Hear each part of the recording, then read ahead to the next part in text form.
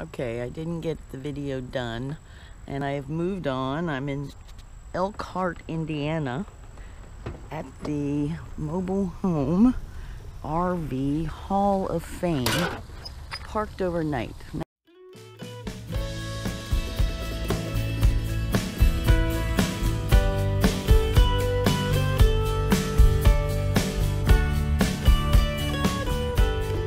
So I'm getting close. I went another 100 miles. I was looking about, there's 120 miles to my next place I'm going to camp. I don't know how long I'll stay there, a couple days at least. And then it's only about 150 to my aunt's house in Ohio. And I'll stay in that area for a while, and then it's only 300 to my mom's house. So I'm getting close. And I'm in Eastern Standard Time, so it doesn't feel like East Coast, but I want East Coast. So what issues have I had month 2? So the outer part is bugs. America has lots of mosquitoes and flies. Iowa had lots of flies. And I did experience the pig farm. The wind shifted one day and definitely could tell that they were raising pigs on that farm. Couldn't see anything, but the heat and the wind in Nebraska, the wind was incredible, and I don't know how many miles an hour, but it felt like it was always hitting the side. And then it was a 2-lane road. A truck would go by and you get sucked over or pushed over, and then every once in a while there'd be a crosswind, and so it was very tense driving. And I didn't drive long distances until the second half of Nebraska. Still, it was 65-mile-an-hour speed limit on the road with wind gusts and trucks. This girl doesn't do that. So there were some places where I was going 45 miles an hour, but fortunately there wasn't anybody behind me. If there was, I moved over. I'm very polite that way. I don't mind if they pass. I wish I started counting how many people have passed me since I started. It's got to be thousands now. They all passed me. It's okay. Iowa turned into like a major road across Iowa. Lots of trucks, lots of cars, traffic the whole time, meaning there was always somebody coming up on me and passing me. And then there was construction. So there were miles and miles of stretches of road where there's these little orange tubes sticking up out of the ground on both sides. It was really, and then there's trucks coming at you. It was very tense. And the thought of having to go on 20 through Chicago was way too much. I really couldn't do it. So I realized, and that's really kind of the growth part, I realized I didn't have to do it. What I have not had is any problem with Faith. She has been incredibly faithful, even as far as just starting up. I'm very, very grateful in this vehicle. And I've always had good luck with cars. Almost all cars I've had, I've been able to run them into the ground with, 250,000 miles on them. I don't think I'll be driving her that long, but I'm just amazed. If you had told me a year ago I was going to drive cross country in this thing, I would have told you you could go to hell, because there was no way I was going to do that. So, but it does. So the driving, I was sitting here thinking, there's this major highway out here, 80, 90. It's a toll road, so you have to pay to go on it. It's just, there's always cars, zip, zip, zip. It's probably 85 miles an hour, I don't know. what it is. They're going fast. Lots of trucks. Zip right through Indiana. You know, we're about halfway through. And what did you see? You just saw the truck in front of you, or the truck coming up on you, and maybe a sign for McDonald's or something. But you get there fast. And isn't that really mostly how we travel? It's to get there, and you just want to get there fast. So you want to go fast. So today I went about 80 miles, and it took 3 hours because I didn't want to go fast. I'm taking, like, so I don't know where the hell I was today. I was up in Michigan. We're pretty close to Michigan, but the road I was on, I think it was on 12 for a while, and it went up into Michigan and then came back down. But I just followed Miss Google and hoped she wasn't leading me to the highway. And somehow I got here without going through whatever the big town is to the west of me. Something Bend. South Bend. Big Bend. No.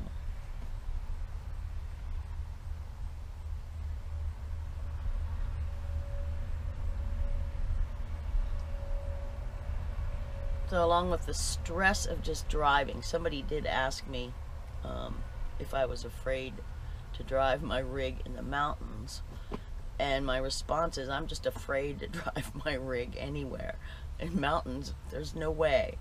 I did a little bit last summer, but mostly I went around mountains last summer, 300 miles out of my way, but it was okay. I was in no hurry. And that's how I was today. It's like, okay, I'm fine with 45 miles an hour. I go through these little towns. Somewhere I ended up on some back road in some farm country. It was very nice, and there was nobody behind me. And I didn't get lost. Somehow I came out where I was supposed to be. But it took 3 hours. And people aren't, and I totally understand why people are not willing to take that kind of time. I was also thinking I want to get home, but I want to see something while I'm on my way. Not necessarily from this stop to the next stop. What's in between those two? And that takes time. Camping on the weekends, it's been really, I've been fortunate. I've always had a campground. I never have been turned away yet. Partly I come to campgrounds early.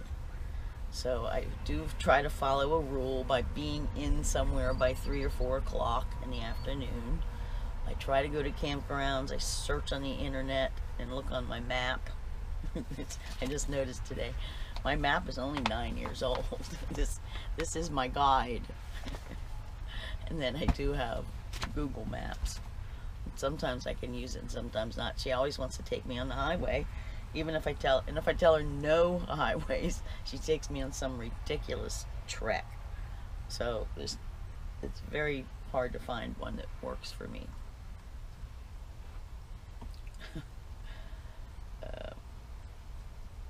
So there's a lot of weekend campers. The national park I was just in actually filled up on the weekend. I was already in, so yay. So I don't even try to go anywhere Saturday night. Either have to be somewhere Friday and stay over the weekend, or I'm looking for free places on weekends. I'm not seeing very many Class C's on the road now, and I'm not seeing any honeys, any older RVs at all. And I assume because of the moisture, they've all fallen apart and were hauled to the junkyard. Only because this one lived in Colorado where it's dry, even though it was wet, and it still was able to rot out pieces in the front and the back. The fact that things dry quickly saved her structure.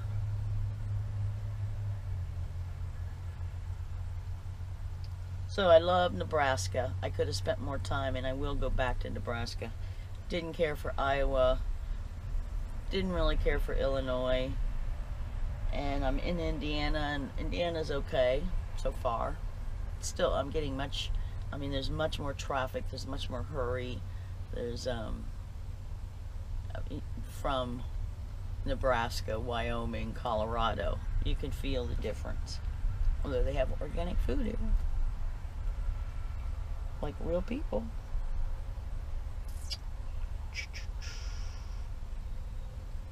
Still having trouble producing enough solar energy or battery power, or I'm not sure where the problem is, to run the refrigerator all day. Of course, if I'm parked in a campground, that's no problem.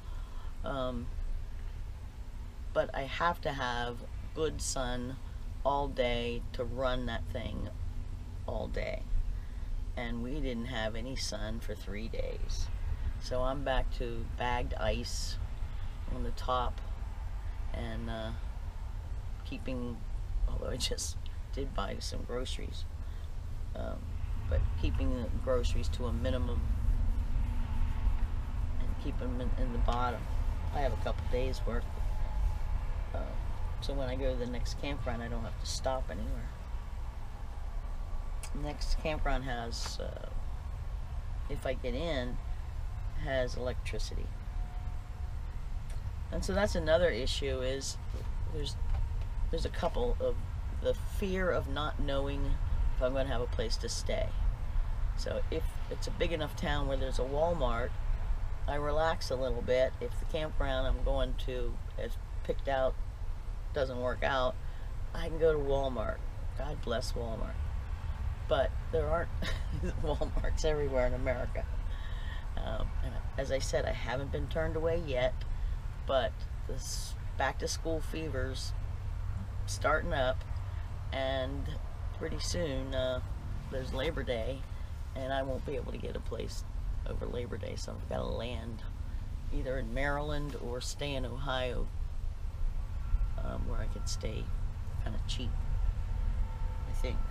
We'll see. So there's that kind of planning.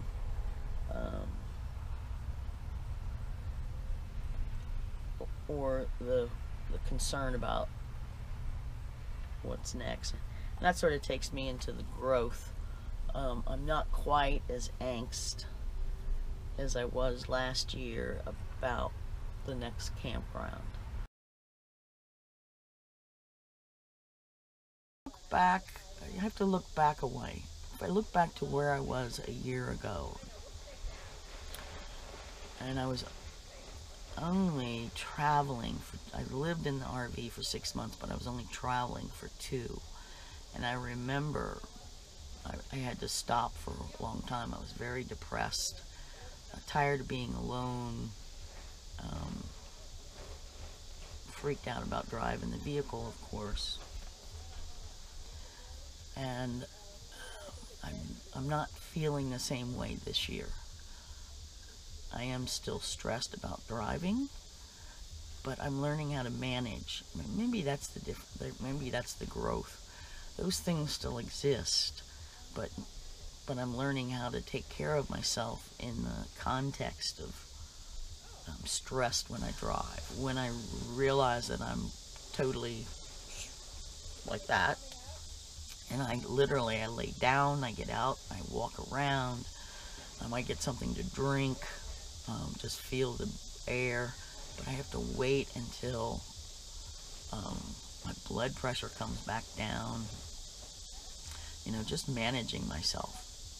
And it feels silly. It feels like people drive all the time. People drive hundreds of miles. I met this one guy driving this huge Class A, pulling a vehicle. He'd driven 700 miles over the frickin' Colorado mountains. We met up in Valentine, and I was talking to him. Of course, he was a truck driver all his life.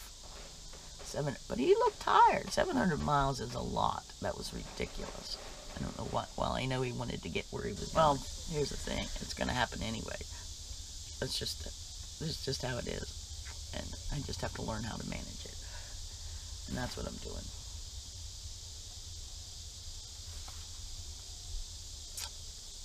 I'm still not getting out and making the rounds in campgrounds. I just don't do that. But I've met some really nice people, and I've had some nice conversations. And I'm okay with that. I actually like being alone. I don't want to be alone totally all the time.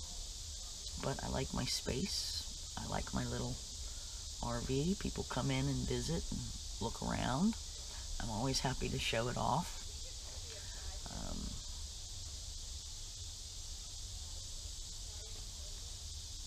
The sun's out today, and I have a short drive. It's a Sunday. I like driving Sunday morning.